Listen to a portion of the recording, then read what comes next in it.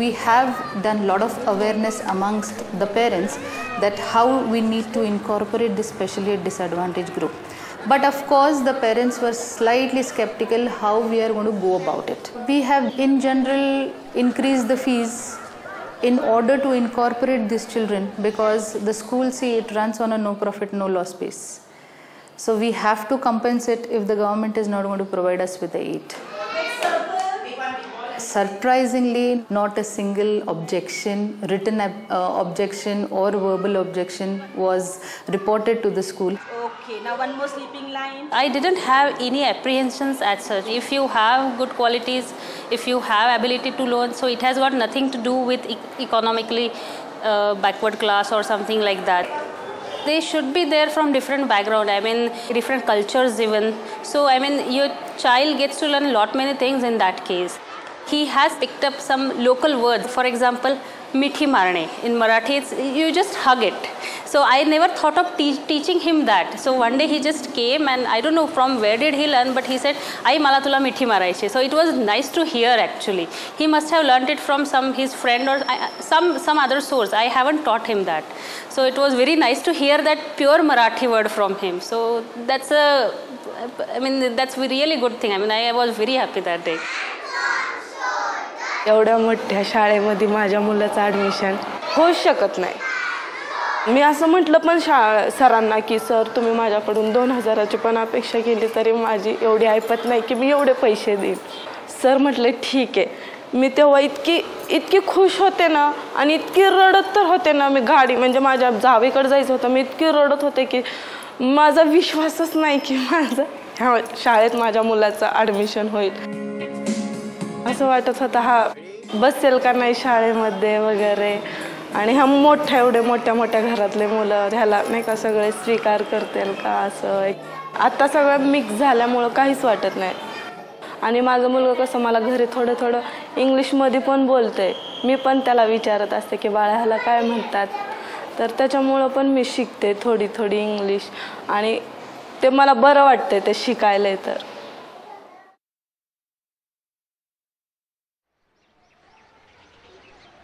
Our school, Aman Setu, is now 6 years old. Our school started this program before the RTE became a law, because we believe in this.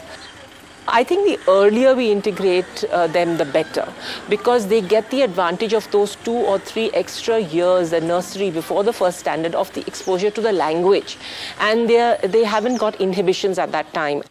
One of the biggest problems of the children who come from the economically weaker sections is low social confidence. So the earlier we get them, we can deal with it better.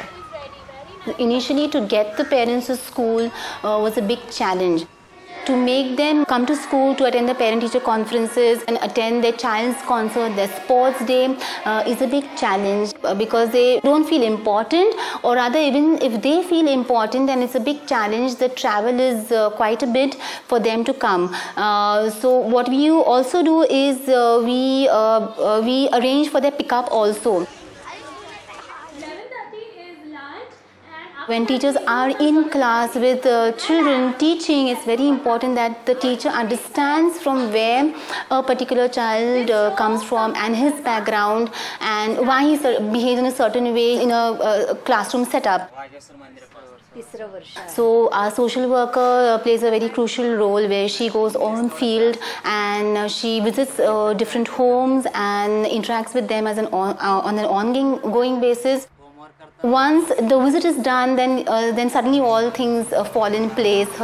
Most of her questions are answered.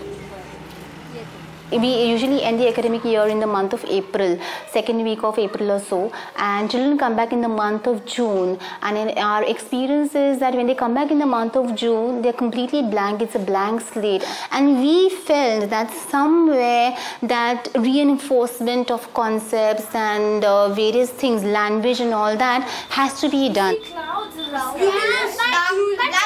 So we devised a program, we call it as the language enhancement program, where we arrange special pickups for them during the summer seasons.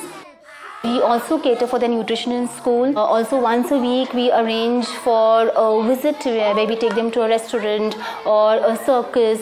Even to handle books, going and visiting a book store is so very important, where they get a chance to handle brand new books. I think that experience, that's an experience by itself, I would say. The main idea that we have in our minds and our heads is that we need to bridge the gap. Nobody is above anybody else. It's a bridge program to bridge the gap between sections of society. We eat together, we eat the same kind of food, we celebrate birthdays in the same way, we wear the same uniform, we have, everything is done equally, there's equality. I believe that if we open the doors of the school to children who have other challenges, social, emotional, as well as economic challenges, we will have a much healthier ecology. The attitude with which the management takes this up is very important. If you take it up in a positive way, then that will filter through to the teachers, it will filter through to the parents, it will filter through to the children as well. Whereas if you think, oh, gosh, we've got to do this and it's a law and it's being imposed on us and it's not possible and we don't want to do it. If we have that attitude, then that will also filter through to the staff, it will filter through to the other children. We do not have much of a problem of either teachers or parents or children resisting inclusion, because it is known, it is understood that this is how it is in this school. So if you come to the school, this is how it is. And I do not find any resistance.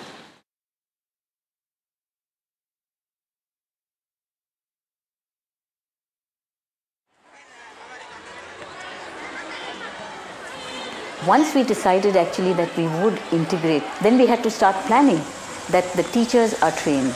Children who are hearing impaired, who are blind, need special guidance. And sometimes when you run a school, you don't realize, you think about the classroom, but you don't think of other teachers needed training. So gradually when we realized that these children were having difficulty or got left out on the games field, we realized we need to train the physical education teachers.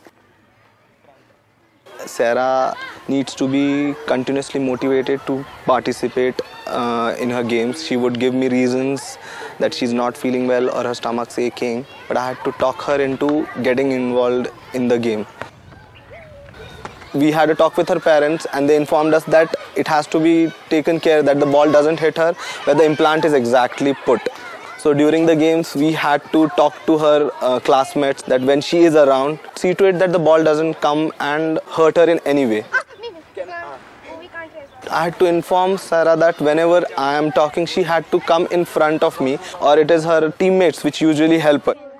I found that being comfortable, making her comfortable, was the key to get her participate in all the games. Mugdha has been in school for the past 6 years. She was diagnosed with PDD, which is on the autistic spectrum. Initially, when Mugdha started coming to us, there wasn't much of eye contact. When she's excited, she has a tendency to go and hug people, whether a girl or a boy. Now, since we know her difficulty, we understand why she's doing it, but peers are not going to understand. They are feeling embarrassed, they are feeling awkward, and then there's constant fight. We've also had instances where she's been beaten up by boys or by girls because she's gone and hugged them or gone and touched them on their cheeks.